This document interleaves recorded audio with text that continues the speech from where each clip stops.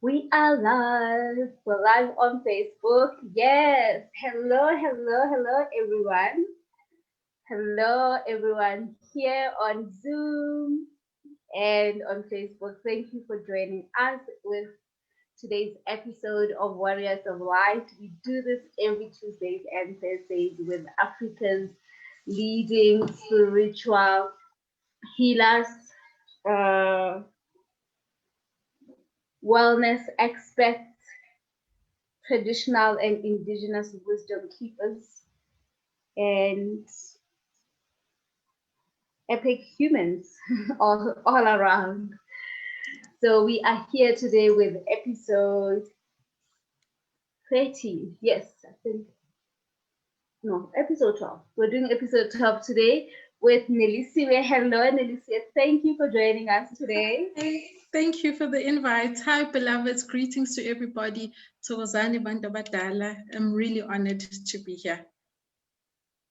Yes. We are so excited to have you here. We are here on a meditation and contemplation on breaking the mold, living an authentic and spiritual life. And we will be within the guidance of Nelisiwe. I'm really excited for this conversation. So if you're joining us on Facebook, say hello in the chat and use the chat to comment throughout the conversation. And if you have any questions, you may also use the same chat to ask questions that we will attend to later on. So I'm just sharing now, and then we will jump into the conversation. Okay. Hello, Queens. Thank you.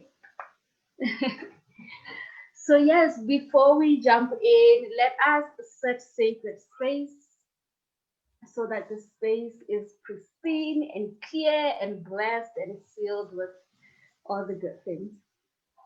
So we do this by first grounding ourselves by taking a deep breath in and out.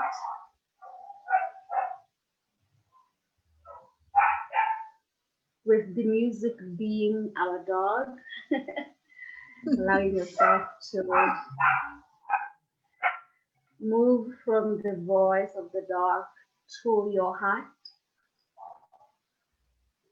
the center, the core of your heart, and allow yourself to settle in the heart space, the higher heart space. And here connect with your crystal star, the core of your essence that's held in the heart, which may appear like a diamond to you or a star of crystal blue light. Begin to see it moving, releasing in the energy, the blue light, from the heart going down to your solar plexus, to the sacral womb center, and to the base, the root chakra, down between the legs into the earth like a root,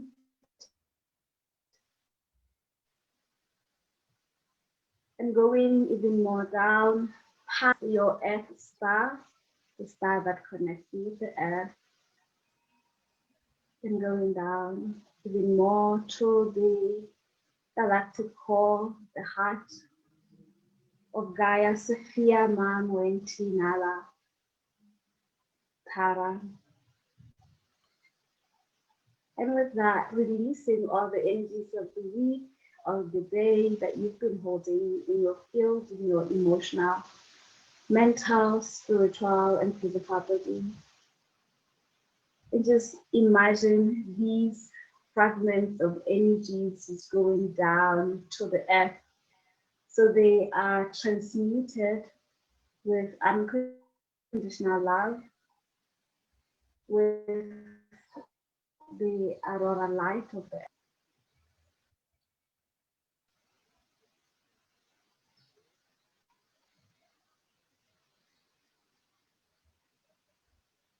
and begin to receive from the earth herself, the earth mother, hidden light coming back as a diamond white light through the same grounding cord, and begin to see this moving past the earth star again, past the soil, into your feet, and throughout your blood, your bones, your DNA, moving throughout all the energy centers and portals in the body, the root, the sacral, the solar plexus, the heart, your throat, the third eye, the crown. Begin to see and imagine your whole body lit with this diamond light from the earth, from the true essence of Holy Mother. And connect that to the great central sun through your soul star, which you pass through at the top of your head. And we invite here from the great central sun, the Holy Mother, Father God. We invite our beloved luminous ancestral health and spirits and guardians that walk with us. We invite in the council of our higher selves, our soul essence and soul families to come and join us here.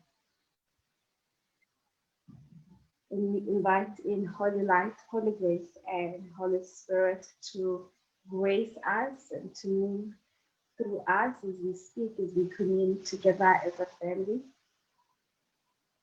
And we open ourselves to the light, this Holy Light, Holy Spirit, Holy Grace, as we seal our conversation with this light from up above. And we take a deep breath in as we come to our body now.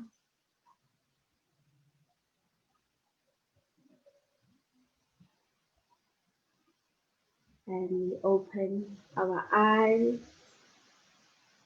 Ooh. Feeling a little different, I hope, from before. Yes. Yes, Gogo. So yeah, we are here and we are in meditation on this spiritual path, this spiritual life, where we have our candles and incense and we are grounding. And this is a part of your life that you probably did not grow up with. But yeah, you might be awakening at the beginning, in the middle. You might have been doing this for a while. And we come into the space to explore what this looks like, how we can do this in ways that are authentic, in ways that are in alignment with who we are, and that allow us to expand and break through the mold so that we are honoring the self throughout all of this, right? Yeah. So, Coco, where do we begin? Not how. Where do we begin? If you are at the beginning of your spiritual journey to begin this path? Yeah. I think the beginning is the searching. That is where most of us will start the path, is when you actually just start having this feeling of like, I think that there's something more, and everything that I am being told, I'm not quite aligning to that, or it's not really resonating. So now you are trying to make sense of things. And that's when you are searching. And the searching is in different aspects where, I mean, I know for myself, you start looking at the alternative, like religion, because Christianity has just caged us so much. So the searching is the first part, and the searching is the good part. It's the scary part because it's you having the courage to step away from everything that you've known and say, I want to find out something more. I want to explore something else than what I know. Yeah. And most of us, we have this dark night of the soul where we begin to question the meaning of life, right? And it can come through trauma. It can come, I don't know what your experience was like with like the dark night of the soul, awakening and then starting to ask, what else is happening here?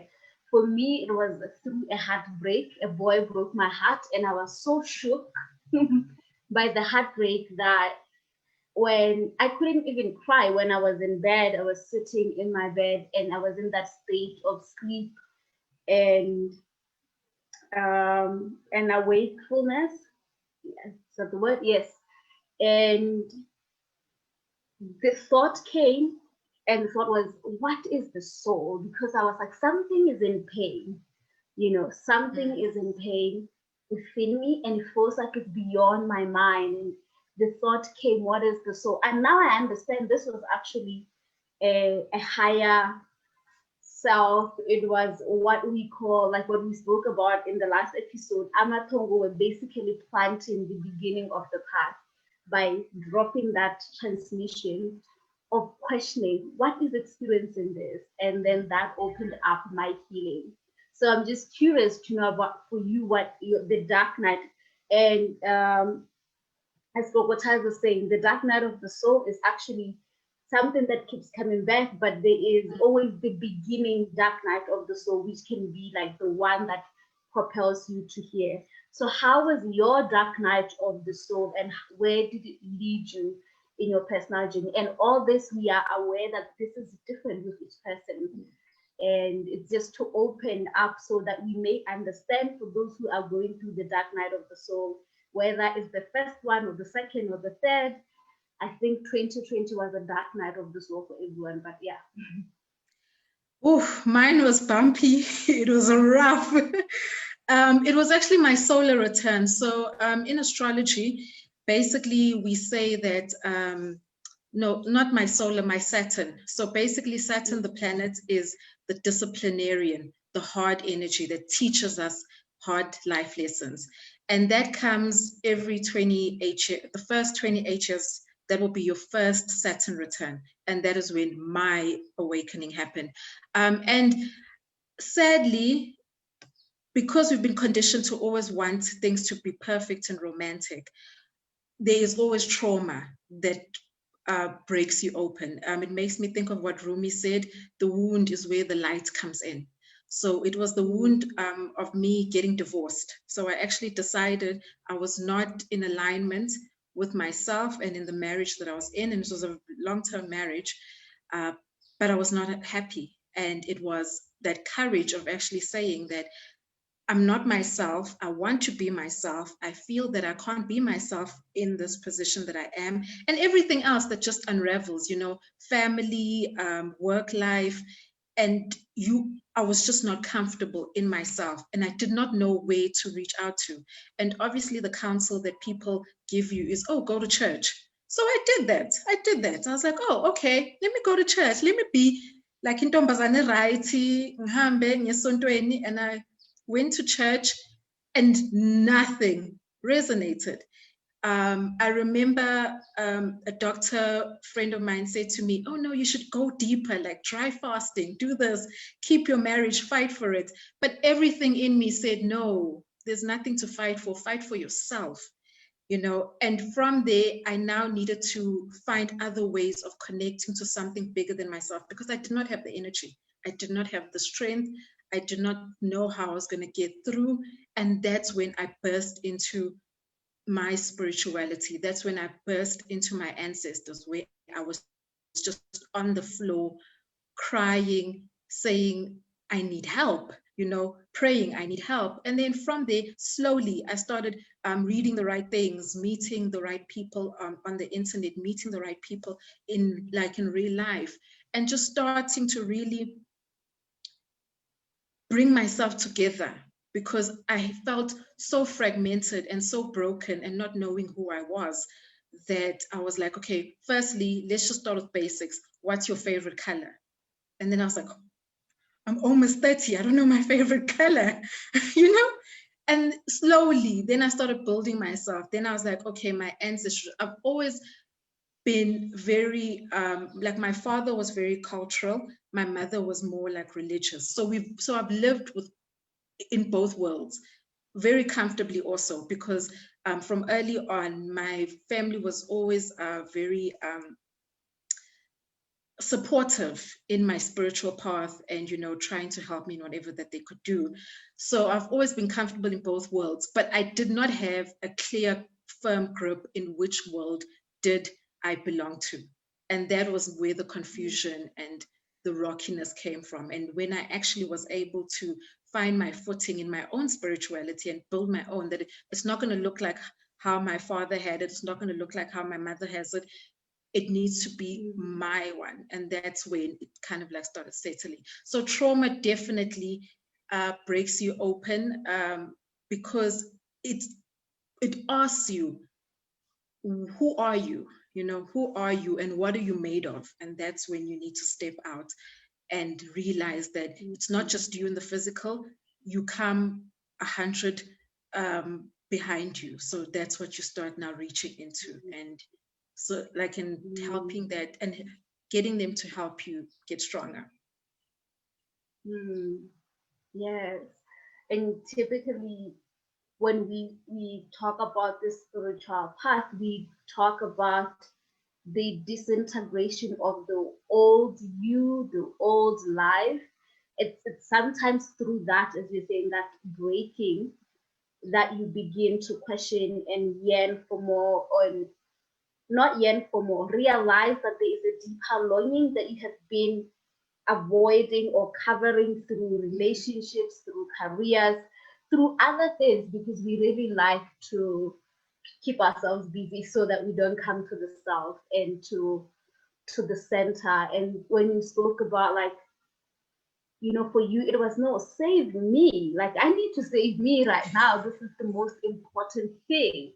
I really, that really shifted and moved me, because one of the reasons why awakening is so painful is because we begin to do this new thing of having to be brave to move outside the mold, to say, this is how I want to do it. This is what I want to explore. This is what moves me. This is where I'm feeling led. And it comes with having to disappoint people around you. And if you're looking from outside, it can be like, hey, Nelisiwe is chaotic. What is she doing with her life? Why is she doing this to herself? And so it's also part of the initiation of the spiritual path, where you almost lose everything to find the self, right? So the path of finding the self anew and continuing to keep finding the self beyond your identity, to encompass your community, your origins, your culture, your spirituality, and the bigger conversation of you are a spiritual being, right? So maybe we can contemplate on that, what that looked like for you, finding the self from that moment of, I want to save myself, as you continue in this path.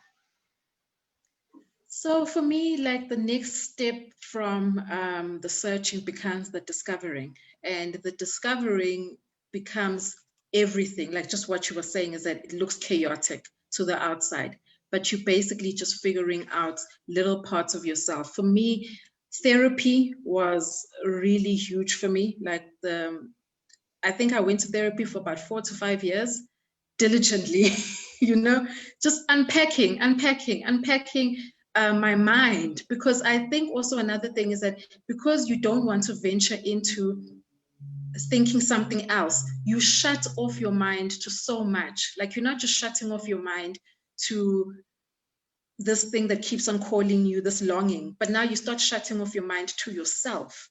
And that's when now you need to start engaging your mind and engaging that voice, listening to yourself.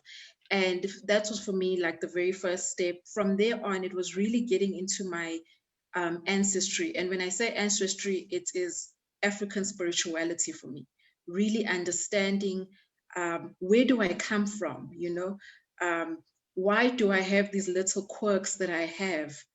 And, you know, is it from my understanding what my grandmother went through, understanding what my mother went through, understanding what my father went through, just really delving deep into that. And then from there on, it was just then having the connection with God, you know. And I loved a live that you did a few weeks ago, where you said, you know, we have so much trauma over religion that even saying God feels like you go, oof, the universe, you go, we say all these other things, but not the actual creator, what we are trying to actually connect to God. And that's what then I needed to start doing, because it was like there was this barrier of so much has happened in my life and there's so much trauma. Where were you? You know, there's that angerness, there's that I don't really believe because of religion and all of that. And then there was just like that calming down of saying no, discovering who you are and who made you.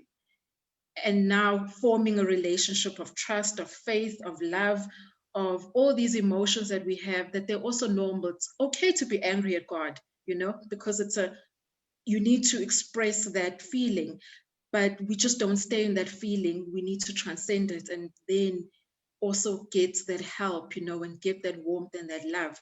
So it was exploring a lot of things. As my sister says, I do so much. Like from Eastern philosophy. So I did some Buddhism, some meditation, I do yoga. There's just so much that I've reached into to try and make this little basket that is Unelisiwe, you know, and that makes sense to me.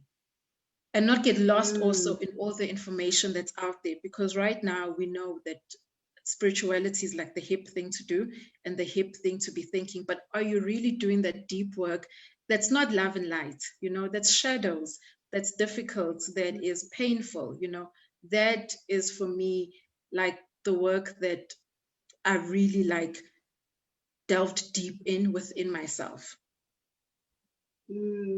Yeah.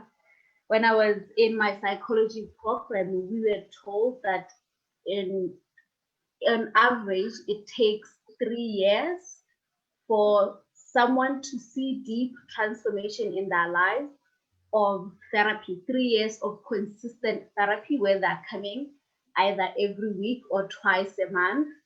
And that's when we are able to really integrate all the wounds and traumas that we go through as human beings, right? And I was just there thinking, 3 years, you want Africans to go through therapy for 3 years? Hey, ma'am, this is not gonna work. So that's how I felt. And on average, I never received a client who came more than 6 months. They disappear somewhere in 2 months, because that is the part of spirituality, especially when we're speaking about authentic spirituality, that is quite difficult to navigate and quite difficult to be within, because as you're saying, it's not about love and light. It's about really sitting with your shadows, really sitting with the shadows of your family, your culture, your spirituality, of religion, the shadows of the collective, and having to face them, which is not necessarily the easiest thing to do. So I'm here thinking, how did you do 5 years of therapy consistently and with all the other things? And just in general, what are the gems that you found in your journey and that other people can also begin to cultivate around truly healing our wounds? There are many different ways we obviously can do this, and we spoke about this in the show, the many different modalities. But from your own experiences, the gems of grounding your spirituality within healing? Well, I think for the the 5 years of therapy I was just really crazy. And I was raging inside. I think more than anything that I can think back in that time was the rage within me, you know? And that was what I needed to calm down. And I needed to calm down and actually realize, why am I feeling this way? And once I could be able to, because I'm also very analytical, so I'm a mind person. So I need things to make sense. So for me, that's what the therapy gave me, that analytical breakdown of something that I can understand. And then once I got it in my mind space, I was like, okay, the mind doesn't travel by itself. What's happening with my spirit and my body? Then I started transitioning to that. And the spirit just became going. So therapy was the first step. Then the next step was spirituality and how that looked for me. So that was psychic readings. So I went for readings just to try and figure out, like, what is more? What are the messages? I want them all, you know? I want them all. I want them all. So from there on, just making sense of that. Also going to like a sangoma to help align me, figure out my ancestry, because that was really big for me to do. I needed to understand what is in my lineage that is gaping open and raging, because I can't be raging like this if there isn't something deeper than just myself. So understanding what is the deeper level that is raging that I need to calm down. And then from there on, it was getting into astrology. Astrology really helped me because I could understand my chart of who am I, and it was mapped out. And I was fortunate that the person that actually read my natal chart also linked it to ancestry and my ancestors. So I actually was able to see that all of the energies that I carry are very water energies. So the things that are going to be more beneficial for me, I need to be doing more things like that. And that's when I started really like getting into crystals. And some things, like, even when I think about it now, like just talking about it, some things just happen. Like once I decided to be open and really be present and available for myself, like the help came, you know, and I would know instantly, because I also was very much about stop everything. I need to listen to my gut feeling. I even call it my God feeling. So when everybody says, oh, I've got a gut feeling, this doesn't feel right, for me, it's a God feeling, because you always know inside of you, you have that feeling that's like, this doesn't feel good. And we override it by thinking it, by doing other stuff. And it was just the first step was just, what is my body telling me? Listening to my body, like stop everything. What is your body telling you? Even when things come, like there were certain things I didn't resonate with, you know, that I was like, okay, I'll try it, but it just doesn't resonate with me. So with that, you take in the lesson and you are able to let go of it. And maybe that's the gem that I can say to everybody, is that you don't have to take everything in, but but for you to know that, you need to know yourself. Like that's the very first step. Stop everything you're doing and invest in knowing yourself. Work on yourself. You know, we keep on hearing it, work on yourself, self-love, but no, like that's not it. Work on yourself and know yourself means know exactly who you are and what are you made up. Know exactly of your tics, your triggers. Take the time to be silent with yourself and give nothing to no one, you know. So probably for the last few years, people just always thought I live in my own world. Yes, I live in Nelisiwe's world. I do, and that's okay. So don't let people guilt trip you to think that, oh, you're so selfish, you're so closed off. We are taught by the system to study everything else but ourselves. And that's where the gem and the treasure and the gold lies. Because once you know yourself, you're going to quickly be able to move within any situation, and you're going to be able to make your path less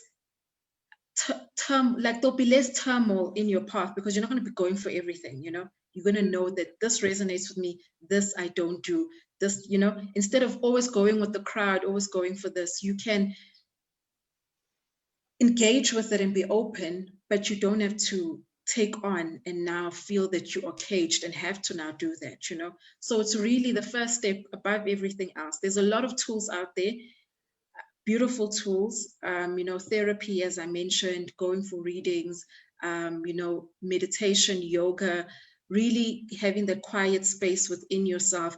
But all of those cannot override you living and being comfortable in yourself, and Yeah. standing up for yourself and for the decisions that you've made, because people are not going to like it. I mean, there was a lot of people in my life, family, friends, that were like, why are you choosing this path? This looks so hard. This looks so lonely. And it was like, I'm not lonely. I'm just doing the work on myself. And it's not that hard. Well, it's hard, but I'd rather have this hard than in sacrifice of myself. I'm no longer sacrificing myself for anything. Yeah. Ooh, I love this so much. I always secretively also believe it's not that hard. It's only hard when you compare it to the rest of the world, right? And it's only hard when you try to fit into the to some mold, to some way that you feel you're supposed to be. And there is that also within the spiritual path of feeling that it's supposed to look a certain way.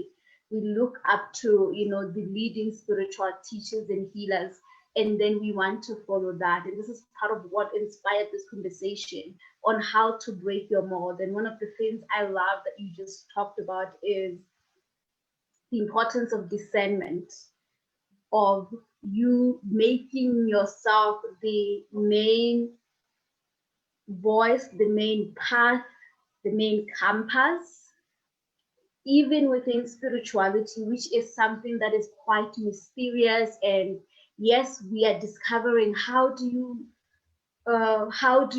connect with the higher self? How do you connect with your ancestors? And you want to read from other people. You want to listen to these kind of conversations. And then you can get to a point of information overload. And then your energy is spent. And in fact, you have just created the thing that you're trying to move away from, which is creating life outside you. It being about other people, what they say about spirituality. How am I supposed, instead of coming to the self, you being your own gnosis, you being the main source of how this path is supposed to look like for you, especially when it comes to African spirituality.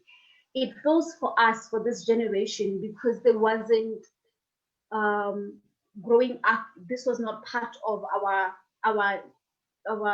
development, like our African spirituality. We have to look out to other people who are teaching and bringing back this knowledge. And it's really, really powerful. But I have seen an aspect where in this path we get trapped into. I have to watch Gogo Joy, Gogo Nelisiwe, Gogo Taz. These are the people who can tell me about all this information. I cannot, right? So can we talk about discernment, what that looks like? What are the things we are to utilize in returning to the self? And yes, beyond get to know yourself, what else must we look for when we are assessing and trying to discover what's authentic to you, what's in alignment with God, what's in alignment with the true light? Because I love this conversation so much. Not everything is aligned with God. Not everything is for your spirit. Not everything is for your lineage, right? So for you, how have you been discerning? I have my own experience, but I would love to know your thoughts on discernment and what that looks like. Yes. Yes, Coco. So for me, I always say that we are in the age of Aquarius, where there's a lot of, we're entering into the age of Aquarius, but we're already in it, where there's a lot of information, but there's not enough wisdom. And that is where discernment comes from. It's the wisdom. And to not just take on everything that you are being fed, but actually see what is for you. And for me, how I do it, I just get into my body. I feel as though we have things that will tell you, you don't have to look for much. your body is going to tell you instantly when something is not for you and when something is for you. So therefore, that's why it's that stillness of your body and being able to read yourself, to be able to be like, okay, I am feeling this does not feel comfortable. What is this feeling? And being able to interrogate that all the way down to what is the message. Another thing also is that about, just to backtrack quickly, in the comparison, it's very, we become very short-sighted when we just look at the picture and then we want to emulate and try to copy and paste, because there's certain things that you don't know. People will see me one day, and that's the thing also about African spirituality, is that it's not just about ubungoma. And I think that people need to move away from that, is that when we say African spirituality, we speak of all of us, the whole of Africa, and how it was a way of life. It wasn't a religion. It wasn't a certain steps that you had to follow. It was a way of harmoniously living and being there for each other. It was like an ecosystem. So how it looks for me is not going to be looking like for you. So if you're going to see me with an ancestral cloth and you're going to be like, oh, say sangoma, or oh, is that what she's doing? Because that's what confuses a lot of people, is that they're trying to label you. They're trying to see that, okay, you speak about isintu, so does that mean, are you going to? And everybody now is scared to even engage in their own journey because they're afraid that it's going to mean faneba twas, or or it means that something else is happening. No, you are engaging in yourself and in how it's going to look for you. So it's about discerning that. And even that, just further on that, even that in terms of being able to discern, is that you need, for me, I always say, I don't move until my people tell me I need to move. Like, I don't make decisions. I don't do anything until I know that very clearly. I can feel it. I can hear it, and I'm in a good space about a decision, and then I can proceed. So no matter where I can go, and the Sangoma tells me, even you must do this, you must do that, I'm not going to move until my people say, yes, okay, we endorse that, you can do it. So you really have to listen to yourself, listen to your guides, listen to God, because definitely not everything out there is in alignment for your higher good. And if you don't, and if you're not in touch also and have a relationship also, I think, with your ancestors and with God, it can go either way. Just think about yourself with a friend.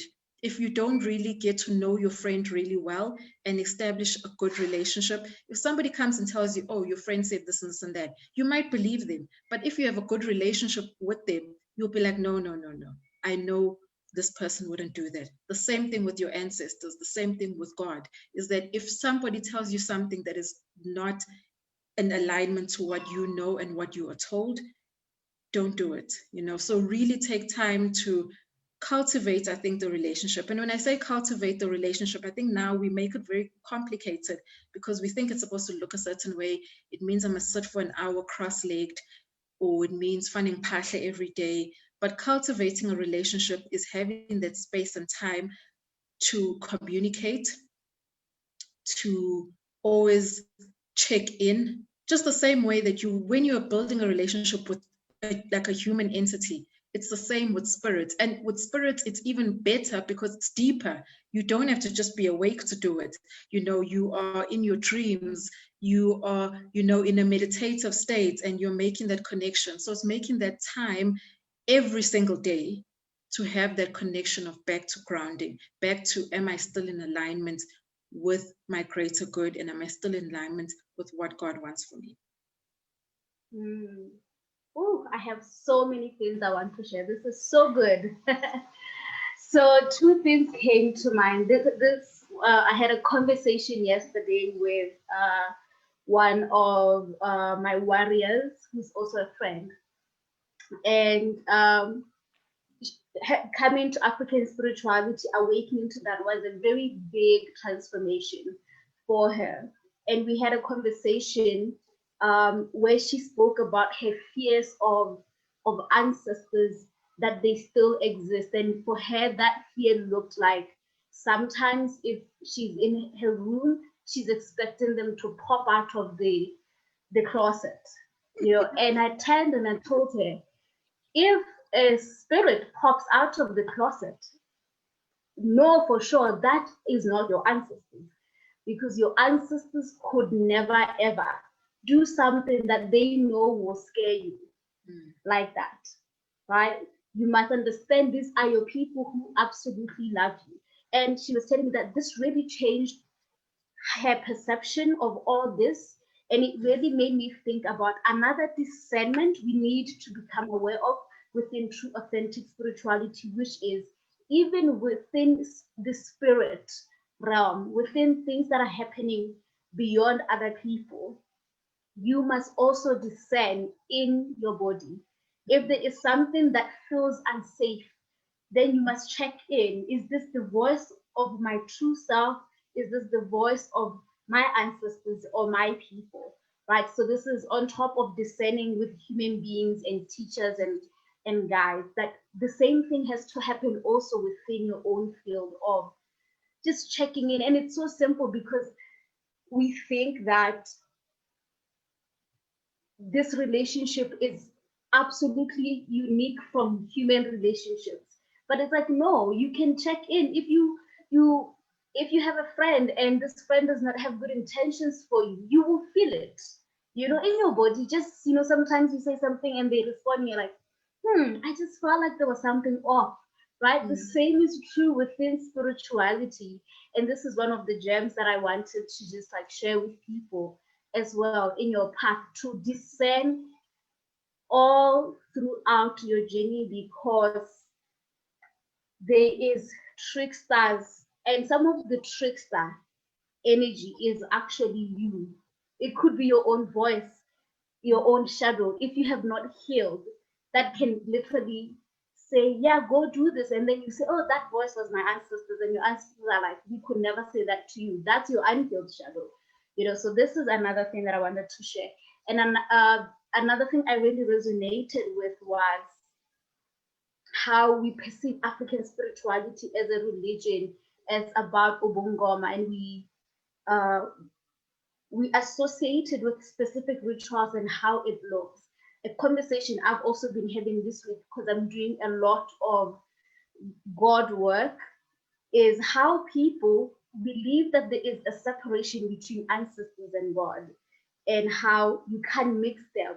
And like, where do they enter? Like, and this one is a big block for people when we're speaking about authentically having a spiritual life where you are in connection with your guardians, your ancestral guardians, where you are in connection with also the Godhead, right? So how have you been navigating this, and what are your thoughts around why some people struggle with concept of ancestors and God, and navigating that within spirituality? Yes. I think we are confused about it because we still have the religion programming. I think, and we are told that anything that is coming from dead people is coming to, like, it's not pure and it's not light. But that for me was really broken when my father passed away. And then it just, everything clicked, because I was like, okay, a living entity who loved me, who wanted the best for me all the time, is now no longer in his physical portal, but is in another, portal. Why would his intention for me change? Why would he love me, want everything for the best of me, and now he moves into another realm and he no longer wants the best for me? That for me, there's no connect with that. That for me says that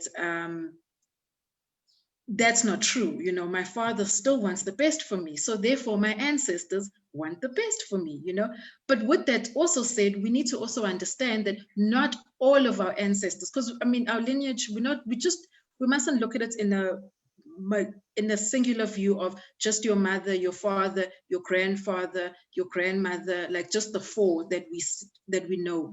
It trickles down to a whole lot. And what you're talking about, trickster energy, is also bad energy. You know, we have ancestors who had bad energy because of things that they were trying to transmute in their lives and they didn't. So therefore, you also need to be clear when you call upon your ancestors and you call upon your guides, those who bring light and those who have good intentions. Because if you say everybody must come, everybody's going to come, and then you won't be able to distinguish which energy is good and what is actually happening. So for me, that was the first distinction with my father, and knowing that he still loves me and, you know, wishes the best for me. And then from there on, it was just building the relationship, as you're saying, like not just something out there. It was a relationship that I'm building every single day to connect, and to always remind myself that even when other people are questioning me, that how can you add your ancestors and God, and what, to be able to stand up and say, no, it makes sense for me, I understand it, and there's nothing wrong with it, because the creator created our ancestors. So why is there a separation? And you know, why is there separation to even be shy to even say that God lives within you? You know, why is everything always about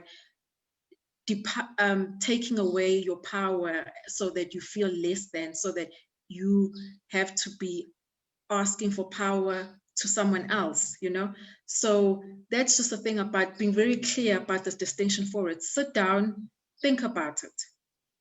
You know, think about it, that, okay, your ancestors lived the earth like you are living the earth. One day you are going to transition. So when you transition, are you now going to become a bad spirit?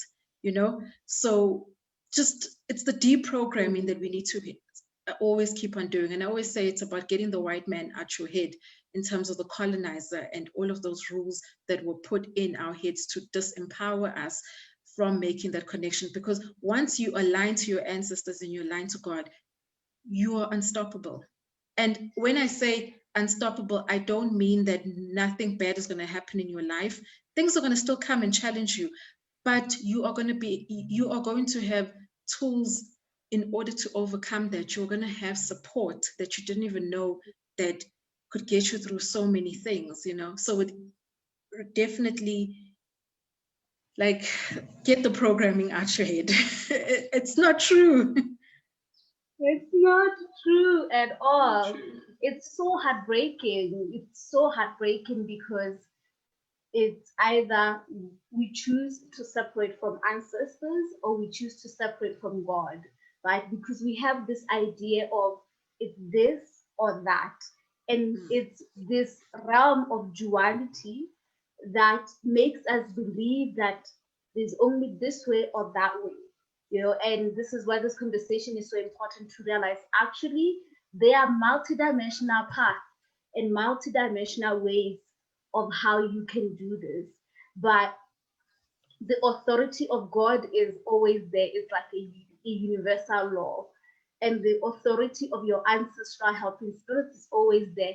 Whether you want to connect with them or not, they are available for you, right? And because we live in a realm where the law of free will is respected, the prime directive, even by God himself, only when you ask for that support, when you ask and you connect with your ancestors, will you begin to receive that. Right? There's level where your ancestors are helping you because it's a higher contract that you have with them. But when you want a deeper engagement with them and where you can witness that, oh my God, this is the support of my ancestors, you have to ask, you have to come to them as that child, and ask them to support you in this 1, 2, 3, 4, 5. And this is the other thing that I think true authentic spirituality is the one that's okay and comfortable with asking and really, really asking for what you want because it will be given, right? And this is one of the flaws I see with the love and light new age movement, where we believe we are the authority. I am the one who is in control. I'm creating it. Look, I'm going to self-love myself forever and ever. I don't, and it can, if you are not aware of it, if you're not discerning, you can separate yourself even more within spirituality. the one place where you wanted to discover yourself. So it's very important to always center, the self in this, and the ancestors and God, right? Like, God is so important. Do not forget God as well, especially if you're within awakening to African spirituality, because I see that people do that. They're like, oh, dropping God from religion to ancestors. And it's me and my ancestors, and I only pacha. And I've had people say, so Joy, how do I pray to God now? And I'm like, why will it change? And I think it's also this thing that we have trouble holding two thoughts at the same time. Every time we hold two thoughts at the same time, we feel that we need to rank it. We feel that one must be better than the other, a right or wrong. So our minds need to come back to living in duality, living in the light and the darkness, living in your light and your shadow, and knowing when each comes up. I mean, even when you spoke about, be careful that the trickster that comes up is not yourself, and that will be your ego, and that will be your shadow side fighting to come out and have you react in a certain manner. So having that self-check of always knowing that there's light and there's darkness, and from that you need to look at both sides and work with those energies, and ascend to your higher self. So there really should not be any confusion about God and ancestors, because it's just like there's a creator, there's uNkulunkulu who is like idlozi elikhulu, so you can't ever take away the great ancestor, so to say, because that is how your ancestors came to be. But I know that there can be some confusion and people feel confused, but you just need to flow with it, and it's going to feel uncomfortable at the beginning. Let's also be clear about that. You're not going to just instantly know that, okay, ngiyaphahla, then I pray, or what do I need to do now? It's going to be uncomfortable, but you need to keep on reminding yourself that this is okay and this can live in harmony, and there should not be any conflicting feelings with the two. Yeah. And one of the things that makes that part painful is the unhealed wounds and the programming that we've been talking about. So if you come to spirituality and you don't do the work of healing and deprogramming yourself, and to deprogram yourself is not to just deprogram within religion, but to deprogram within government, deprogram within the health system, the education system, deprogram within African spirituality, Eastern spirituality, Western spirituality. There are distortions that exist. And these distortions, also just want to mention that a distortion, or what we call the dark or evil, it's anything that is separate from God. Yes. Anything that separates you from God, anything that invite you to act from your lower animalistic reptilian self, or what is it, reptilian self, reptilian mind. Oh my God.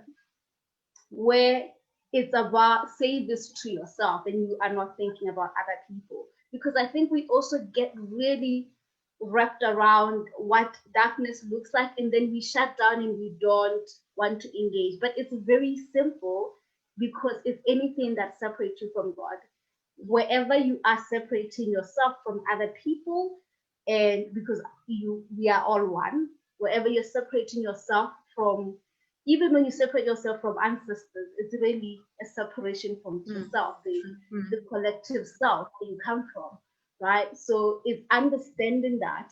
And if there's a part of you that's afraid, it's not to run, but to look further into it to discover, why am I afraid here, right? What's holding this fear very rigid? Because then it means the fear is controlling you. instead of you looking at it and trying to understand. Because most of us, when you go down to discover what you are afraid of, it's usually really nothing at the core of it. Like if you keep going down, you're like, why are you afraid of ancestors? And you say, oh, I think that dead people. But then Dre will be like, they're not dead people. They're people who have left the physical body to return to their energetic body. What are you afraid of? It's like, oh, I'm afraid of energetic bodies because I can't see them. Okay, what if you release the idea that the only reality that matters is the one that you can see? Are you afraid that you go to sleep every night? You are not afraid of that weird realm that you go to. So it's similar to the same thing. So if we keep breaking down what we're afraid of, fundamentally, sometimes we are just afraid because we don't understand that we are spirit and we are infinite and we're created by God. And that when we're in this planet, we forget this, and to heal is to return to that knowledge. Yeah. And I think also the fear is just what we now see, that once I tap into the ancestors, I'm going to open up a Pandora's box. And now they're going to start asking for this. They're going to want me to slaughter. They're going to want all of this and all of these things. And then people just shut down because they're like, I just don't want to go into all of that. But you don't even know, because you haven't even created a relationship with your people in order for you to know that, okay, if you hear a request that, okay, they want 2 cows, and you'll be like, this kind of doesn't make sense. So you can't shy away from something because of what you've seen happen with other people and what you think might happen. Then that's not really living. Then you're just borderlining in fear. And it goes back to, then you wouldn't do anything. You wouldn't drive a car because people have car accidents. You wouldn't you wouldn't stay in your house because someone can burglar your house. You wouldn't do anything and live if you're going to live like that, of looking at the fear. So that's why you need to take away the fear, and then we start actually, what is it? And when you also find blockages, because there's also blockages that happens with your ancestors, because you need to be healing the lineage. So when you find blockages, it's also being brave enough to say, I am going to see this through. I'm actually going to be the one who stops, feels the pain, and transmutes it. And that's what we're all scared of. We're scared of, I have to be the one who feels the pain. I must be the one who actually has to right these wrongs. And that's not like a good enough reason, because if you don't do it, then your children will do it. If you don't do it, then your grandchildren will do it. So it's just about stopping and feeling, because we're all uncomfortable with pain. I mean, it's not nice. We just want the roses, we want the happy story, we want everything that's just magical. But we need to heal the trauma. We need to heal the lineage. We need to heal ourselves, above everything else. That's what we have to do. And we have to do that. You can't ancestors and God. There's no healing, Then you're just healing on a surface level. Basically, you've got a gunshot wound and you're putting a Band-Aid, and you're like, oh, no, but here's a Band-Aid and it's got tea tree oil on it. I'll be fine. No, you need to do the deep surgery. And you can only do the deep surgery if you've got the assistance of your guides and God. Yeah. And also, you really cannot treat your own wound. Someone has to do it. Like, you can't. Someone has to remove it for you. I mean, you can, but it's going to be a messy job, really. Yes. So before I continue, I'm opening now for Q&A. If you have any questions, any comments, please begin to send them, and we will jump into them in a few minutes. One of the things I wanted to continue from the stream of what you were saying is also about the idea that, why does it have to be me? A lot of people feel that. And I just wanted to say, I understand it from this way.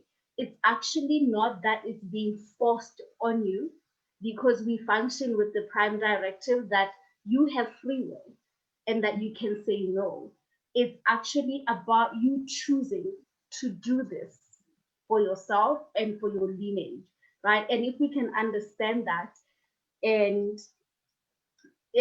not feel like someone is forcing you, or feel like, why must it be me, when now it's like you see yourself separate from other people and you feel like you are self-sacrificing and they're not. It's actually ultimately a choice.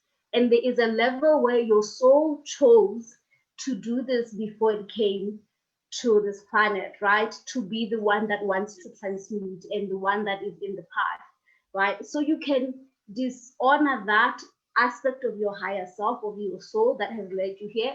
And even that dishonoring will not be punished. Your soul will not punish you if you say no. God will not punish you if you say no. Like, it's important to know the true God does not punish.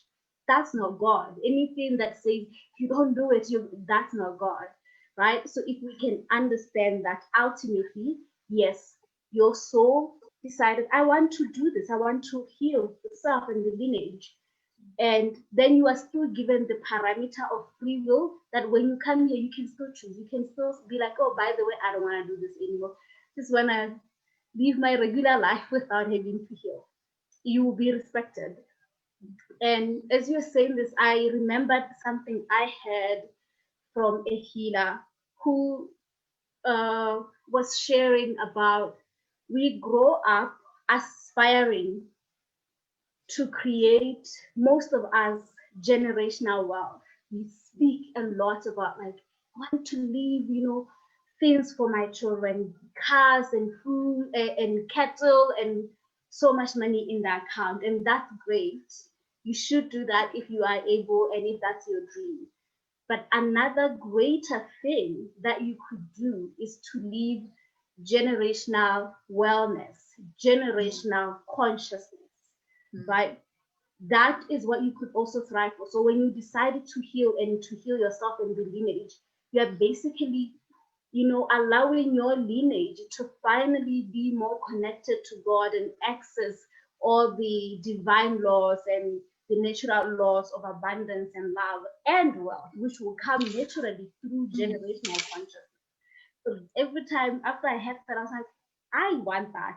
That's what I want to leave the generation, right? So if you are wondering why you must heal, it's so that you can leave generational well-being and consciousness for your people, right? Okay, so some questions are here. Let's jump in because I see that a couple of them. Okay. Hello, Jelele. Yes, motuke motukabat. Indeed. So, Kokoneli, how does the communicating daily and connecting with the ancestors look like for you? Okay, so as I said, I'm very much water energy. When I say water energy on my natal charts, I've got a lot of water, and I have also in my lineage a lot of water spirits. So my connecting is a daily salt bath. I'll sit in the bath and I'll just shut down and just listen, or I'll ask a question or whatever it is. That's how I connect. And that's when I feel that, okay, I've grounded. Some people go when they stand barefoot. For me, my grounding is getting into water and getting into a bath. The connecting is sitting at my altar. So I know, actually, Ukoko Tez was the person who taught me about setting up my altar. I remember that I used to DM her, be like, okay, so what do I get now? What do I do? And that was probably a year and a half ago, about a year. And I just started building my own altar, because I'm Zulu, and there's certain strict rules about it, that umsamo is only at the home, like the father's home and all of that. So that's why also I've kind of broken the mold, and I have my own umsamo here. And, I kind of do what I feel my ancestors are okay with also, because there's certain things that I won't do, that I always like seek guidance, but there's certain things that they will guide me. So it's sitting at my altar, and whether I read, whether I'll be journaling. So I love journaling. I have to journal every day. I journal 1 sentence, 2 sentence, whatever it is, but I'll sit in my altar and I'll have my incense and I'll have my candle on. Sometimes there's no candles, but it's just making that conscious awareness of being still, and being still in connecting with my ancestors, and then praying. Now in healing myself, I'm also healing my body. So I used to struggle with waking up very early in the morning. And now, because I think I've actually got adrenal fatigue, but that's another story. So now I've overcome that, and I'm able to wake up when the sun is rising, and I'll just open up my curtains and I'll just sit and I'll just stay outside, and I'll just have that stillness and that connecting. And then I'll ask questions. Like I chat to my people all the time. Like I don't have, sometimes it's not even about the altar or anything. I'll be at my bed and I'll just start praying, or I'll be at my bed and I'll just start talking to my grandmother, or I'll start talking to my father. That's for me what works, because I don't like to have rules, because that's going to stress me, because I become very OCD about things and I want things perfect and everything must go in a certain time.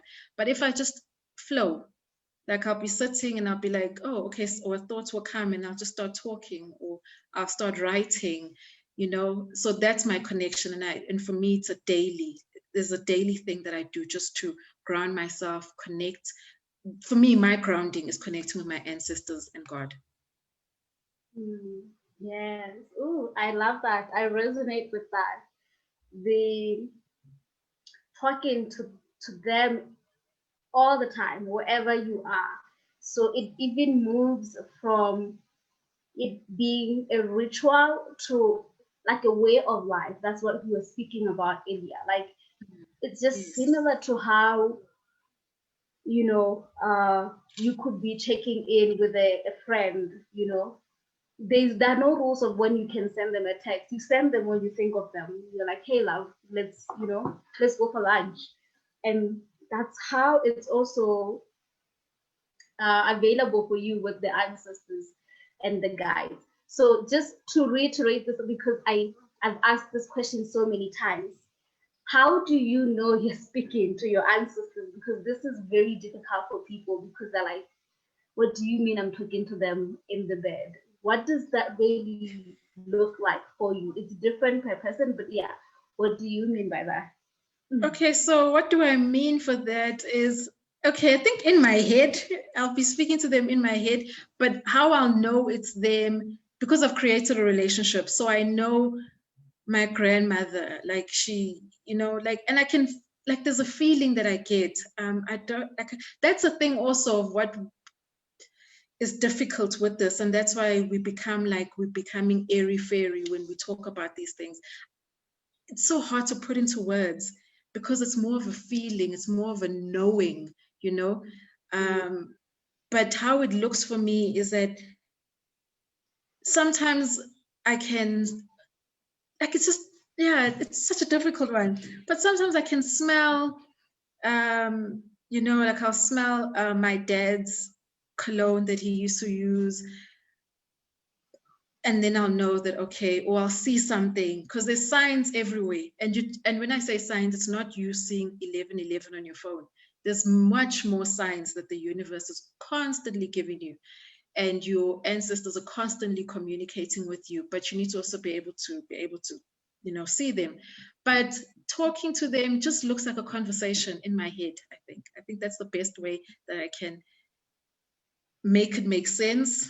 But it's really a feeling, like there's just a feeling of calmness also. And that's what I look at, because I lived a life where I was always raging and all over the place, and thought that I had anxiety, but I didn't really have anxiety. I just needed to calm myself and get into myself and ground myself. So that calmness, also when I feel that calmness, I then know that, okay, I'm aligned and I'm, speaking to the right people. Yeah, it is different, also depending on your gift, right? So some people, it could be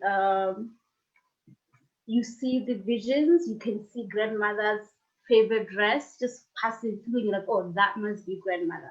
If that's your gift, some people hear a voice and it to be distinct from your own voice. So for me, my guides, they specific, because I was really curious also. So I was having a reading, and I asked, so how, I didn't even ask this, they knew I always wanted to know, how can I be sure it's them?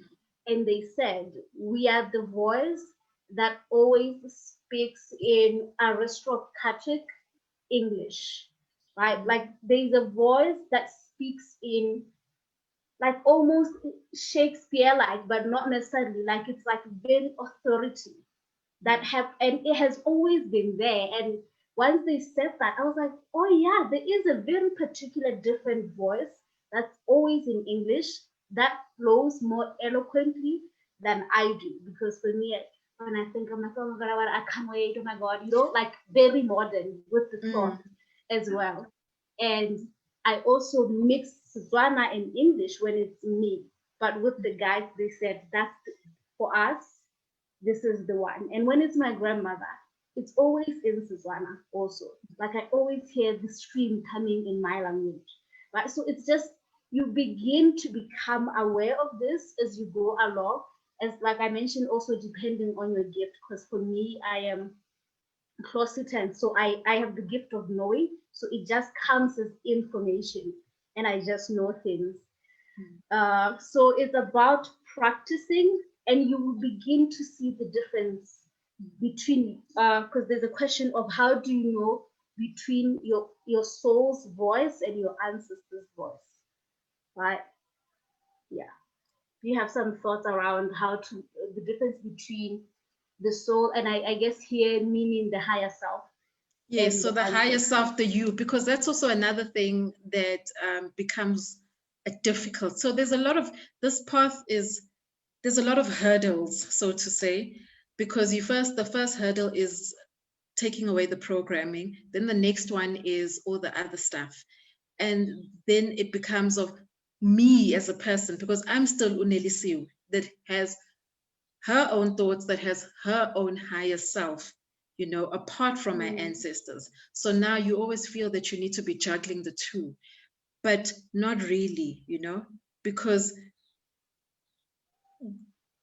like it's more of with your higher self, it's becomes more of things that are very distinctly you, that you just know, like this is like a distinct me thing. And then with your ancestors, it's going to be more of something that pertains to the collective, something that pertains to the lineage, and not so much I want as Unelisiwe to do this. It becomes more of an inclusive thing, and more of a lineage thing that happens. But also remember that your ancestors also want what you want for yourself, so they really should. So the separation can get a little bit enmeshed at times, but it's just also about knowing your voice. And that's why it's so important about knowing yourself. It's so important about knowing yourself and building the relationship, because then you'll be quite distinctly in knowing that this now is what I want, and this is what my higher self wants, which then your higher self collaborates also with your ancestors to make that happen for you, So yeah, that's what I'd say. It's a tough one though. Yeah, I have a practice I use for that. I for teaching how to do that. So it looks like when you are in your stillness, like in that meditative state, you have to visualize, right? Moving your awareness from your head. And in the beginning, you could literally imagine your legs just moving from the brain and coming to the heart. And when you come to your heart, imagine that there is a door. You open it, the door to your heart. You sit in beside your heart, and then you declare who you want to speak to. And so you can be like, I would like to speak to my higher self, right? To learn to know the difference between the higher self and the ancestors. I would like to speak to um, the ancestors, of course, using commands that we've been speaking about, which is I would like to speak to the luminous ancestors, the ancestors of light to step forward. You can even say, I would like to speak to my grandmother or great grandmother of light. Just doing that, you will actually begin to know the difference between your higher self, the ancestors, and so on. And the way to do it is to move from the mind so that you don't question and come to the heart And that process of coming to the heart and opening the door to the heart and sitting, after you sit, give yourself a minute just sitting to settle and ground, and then do the command. That is always like, for me, I can literally feel the air like very clear, and then who I want will step forward. Yeah.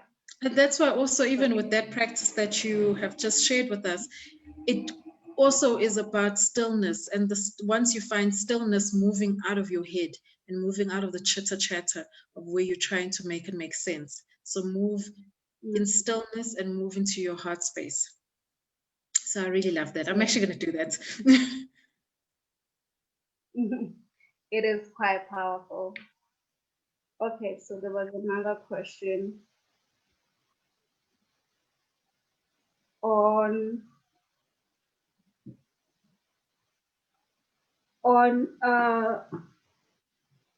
so Waria Matakala is saying she is still struggling to connect to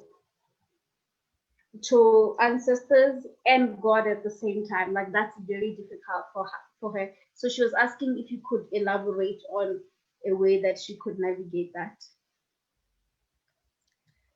So I think the first point is just be kind to yourself, you know.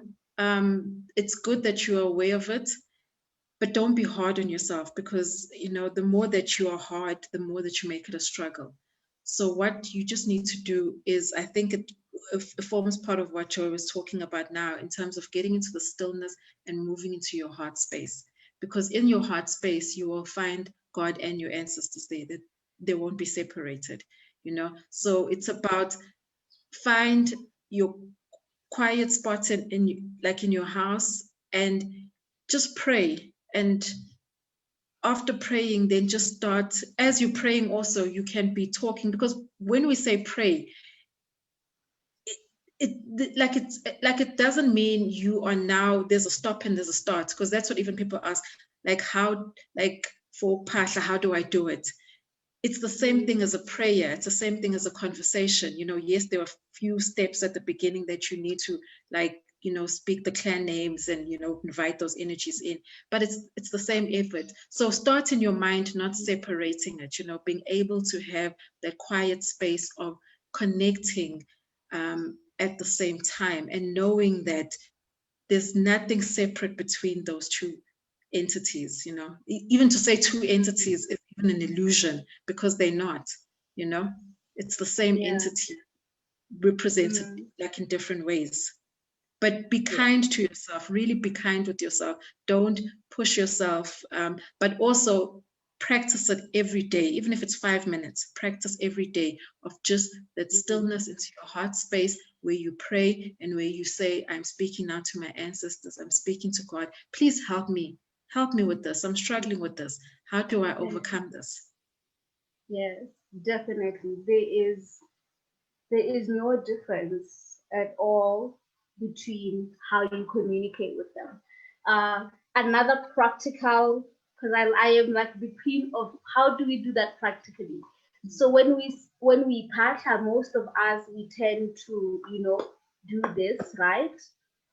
If not, that's also fine. But when we come to the ancestors, there's always this reverence where we might kneel and then do our hands like this, right? So you can begin with that. And once you complete that, turn and go to prayer mode hands. That will create a transition in your mind that, oh, I've spoken to the ancestors, and then now I'm transitioning to say, okay, God, I'm here with my ancestors, I come to you, and then you can speak to God, right? Just that little thing for the mental, but this is not a practice you do forever. Eventually, you can move and just realize that all the same thing, and then do what Nelisiwe was just sharing, which is, yeah, you just effortlessly just transition to the other, right? Okay. And the more that you do it and the more that you practice, it really will get easy. But also be mindful that it getting easy will take time. I think sometimes we are so used to wanting things so quickly that we get impatient with ourselves and the process. And spirituality, really, you can't do that. You really need to surrender. Like when we talk about surrender, this is when you actually see it in full force of just really surrendering to the process and really surrendering to God. Like it pushes you for that. Yeah, there is actually a question related to that from Coco Jelele. Hello, Arya. So she's saying, honestly speaking, doing healing work is not easy. It's hard, yes. A lot of pain comes up that may not be easy to carry. Please advise on how one can continue doing the work without wanting to give up. You just spoke on that. Yeah, maybe you have some thoughts. Yeah, no, it's not easy. It's not easy. We are constantly transmuting. It's not easy. I mean, you might look at like, for people that are watching this, they'll look and be like, oh, Gogo Joy and Nelisiwe have it together. They're speaking on this spirituality. They've got tools. They've got things that they do, every day. But it's not that. Like this week for me has been very testing and very trying, and very painful. It's been very painful. And what has gotten me through was processing the pain. Because the minute that there's discomfort, I used to always want to run. I used to always want to not deal with it. Push on, just be strong. Like, I don't want to deal with this. It makes me feel uncomfortable. It hurts. But processing it. And when I say processing it, for me has been a lot of journaling, a lot of crying. Like this whole week I've been crying every day, just crying and just crying to a friend, crying to my sister, just crying because I need to let it out my body. It has been stored for so long in my body where I have soldiered on and I've hardened myself. So it's about just letting it out your body. And also with that, you don't need to do it alone. I think sometimes when we are in this journey, we want to, from end to finish, you want to be by yourself. And no, I mean, I have a friend who does Reiki. When I feel that it's getting hard, I will reach out to her and I'll go to her. I actually have a team. I have a team of people that assist me on my spiritual and my life journey, because there's no distinction anymore. I don't have a spiritual journey this is my life. Like my life is a ritual now, and I have a team of that. I have a team of trusted people that I've built connections with and I've built a relationship with, where I can pick up the phone and say, I'm struggling, I have this thought, I don't know how to let go of this thought, and we talk through it. We talk through it, we heal through it, we ceremony through it, we cry through it. There's points where I sit with, and there's points I also sit with myself and I engage with it, and I get to a point where like I can't anymore, this hurts, like, so therefore I know that that's when I need to reach out to people. But it is very difficult, and there's no end point, there's no destination of once I've got the certificate, because I don't even know if there's no certificate in spirituality anyway. So that's not going to happen. But there's no destination. It's just these life experiences that you chose. And that's what I always keep on reminding myself. I always say to myself, but you chose this. You chose this, and your higher self chose this and knew that you needed to navigate this. So see it through. Yes, it's going to hurt now, but you are going to heal, and you're healing deeper than what you can think of. So I hope that answers the question. Yeah, it does. It's so true that no certificate. I think the question of why are you doing healing is so important, because it's connected to discernment. They can be where you are inspired to journey into this and you see other people's journey, and then you can buy into the image and imagine, oh, this means it's going to be love and light. I want my life to be like that. And then you don't have that spend, that big why that is about you and your soul and God and the ancestors, on why you're doing this, right? So sometimes deeply cultivating and returning to your why can be the thing that will help you when you're moving through the darkest aspects of this path of this life journey, right? So just returning to why am I doing it? For me, I know it was, I really, this suffocation, the one I felt, that kind of pain I was feeling, where I was feeling powerless, was just something that I was like, I can't live my whole life with this. There has to be a way. And I am willing to die for this idea of inner freedom, inner peace within myself. And I will do it until I find, a process that works for me. And I also spoke about this yesterday, like also just really coming to the acceptance that you have been through a lot as a human being. And so this path of healing, if you are in your, most people, we awaken in our 20s, right? In 20s, 30, 40, 50. It means there is this first 2 decades of your life where you were not healing and processing. And a lot happened in those 2 decades, 20 years, right? If that's when you awoke, you had your spiritual awakening. So if you went through so much in 20 years, why do we expect it to be like, oh, after 3 months of healing, I'm okay? Yes. Right? It's like the math doesn't quantify, right? So it's more of like just practically, we have been through a lot. So it might take a couple of years to get to that state of inner peace, even when you're going through experiences in your life, because it's actually really not just a spiritual life, it's your life, because your spirit, it was always a spiritual life all along. Right? So I really love that as you shared it. Right? And actually knowing it's okay to want to disappear for a week, to literally stop talking to your ancestors, to everyone, and just Netflix and eat food. It's okay. You are human. You are allowed to human, and you can take however long you need. And when you feel strong, you can come back. There are no rules. This is not a space where we have to perform strength and we have to perform like I can do it. We are here to become human. We're here to become divine children, and we can be like, I can't do it today. Just I can't. And if that's the same tomorrow, that's okay as well. And what I've noticed is, um,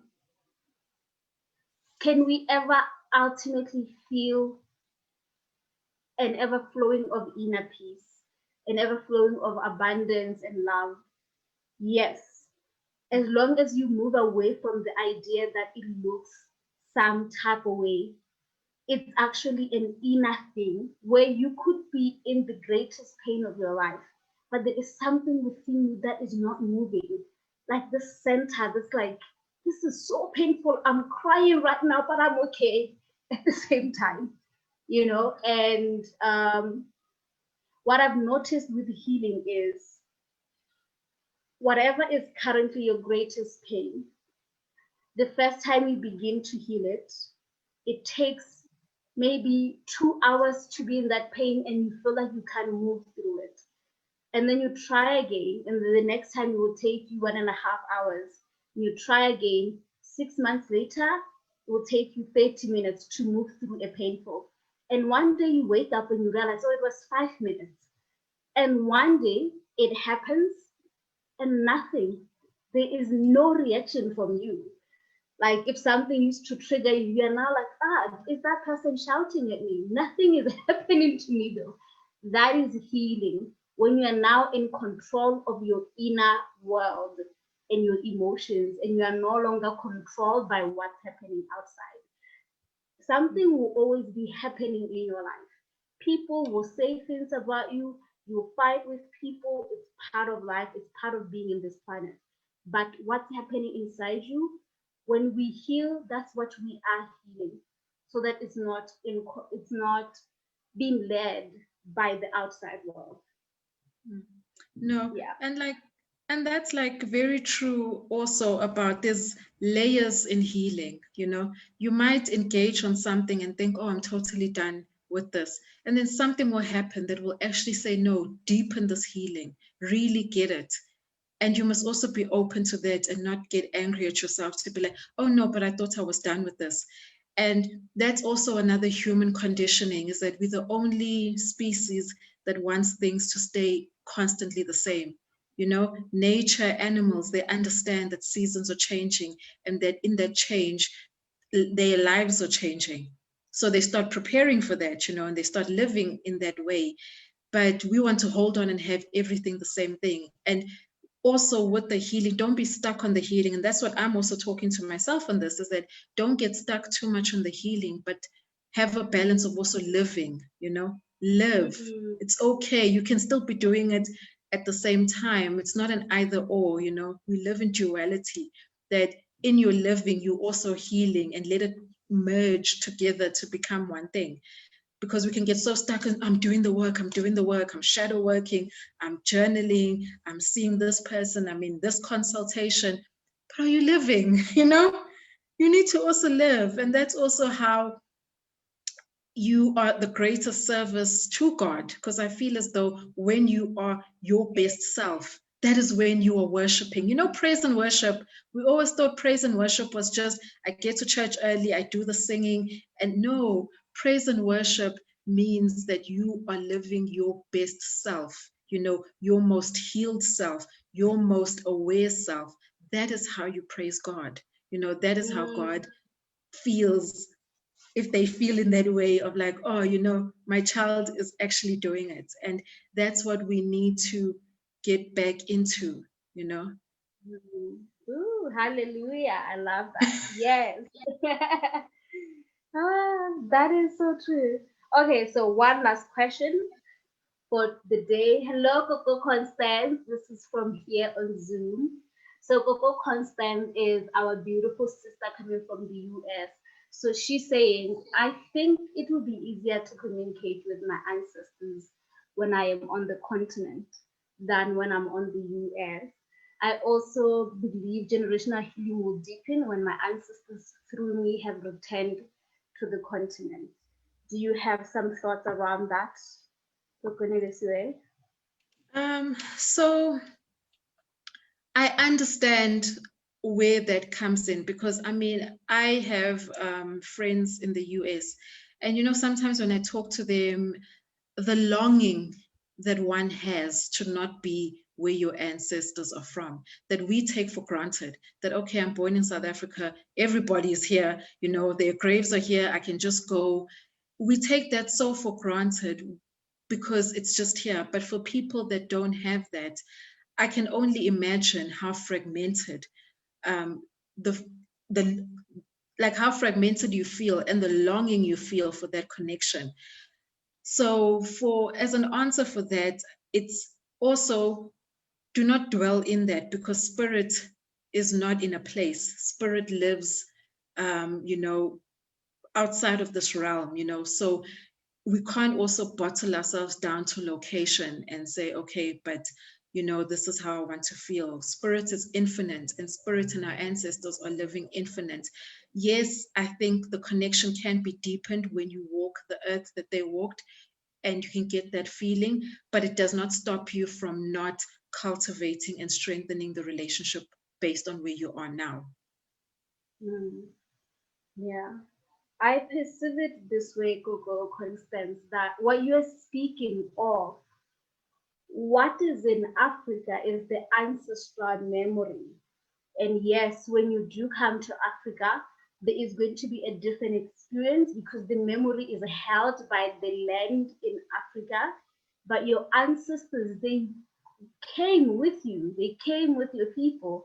They didn't stay here in terms of like in the spiritual realm, right? So what you're speaking of is the ancestral memory that's held in the land, which is still accessible even when wherever you are, like which city you are in the US, and um, the energy that you will feel when you are in the land here, it will be because it's something held in the land. So it's not the ancestors, it's the land of Africa, right? So I absolutely agree with Nelisiwe to not get the idea that, oh, I can only connect with them when I'm back home, because this means then you have to wait until you come here.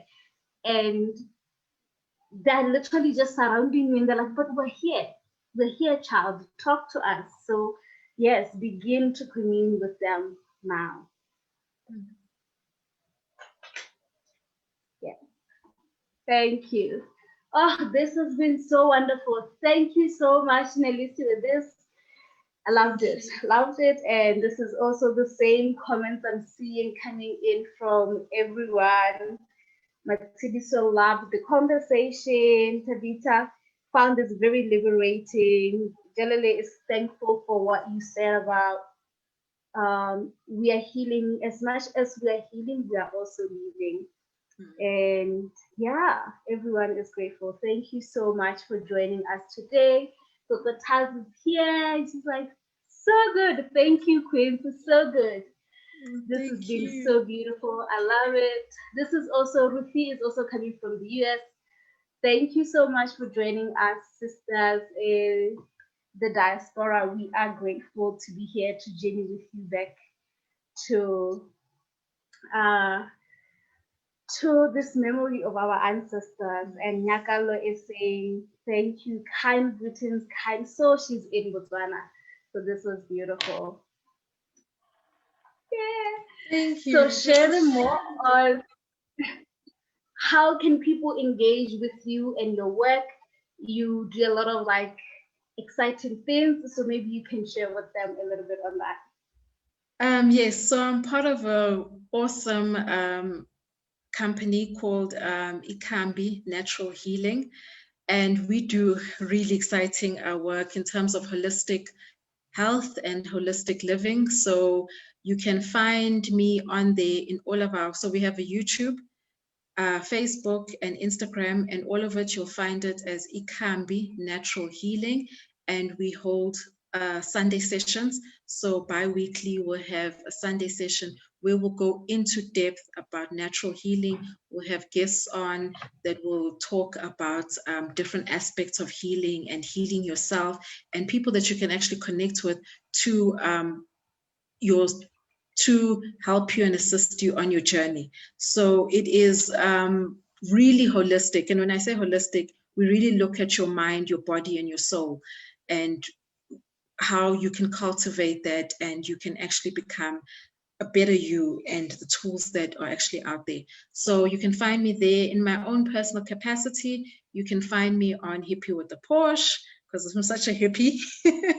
So you can find me on that on Instagram. And yeah, basically I'm just really much Instagram and Ikambi Healing is where a lot of the work that I do you'll be able to showcase. Yes. Thank you. Yes, please. I tagged the page on Facebook and you can check it in the chat.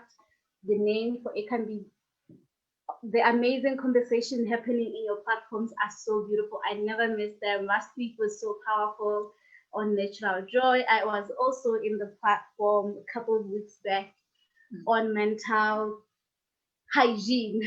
Yes. Mental hygiene. So, yes, so please go and check that out and follow the work.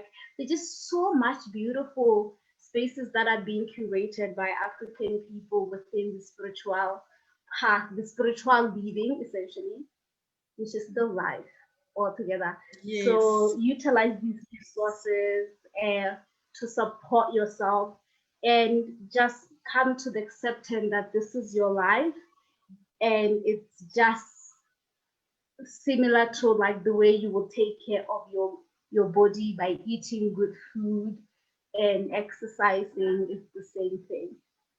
Right. And I think also it's very important for everybody to remember that we should not live in the cloud of spirituality.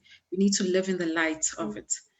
And that means that, let it not be airy fairy and just something out there and up there, but live in the light. It's beautiful. There are communities like the Warriors of Light, like Ikambi, doing really great work. So don't feel alone and trying to push through this journey. There are people doing the same work, going through the same issues as you are. So reach out and let's share and let's grow together, because we are really, as a people and as a collective, we are going to rise by being united. And we need to always remember that in our deepest wounds and our pain, that is where our healing and our joy is going to come from.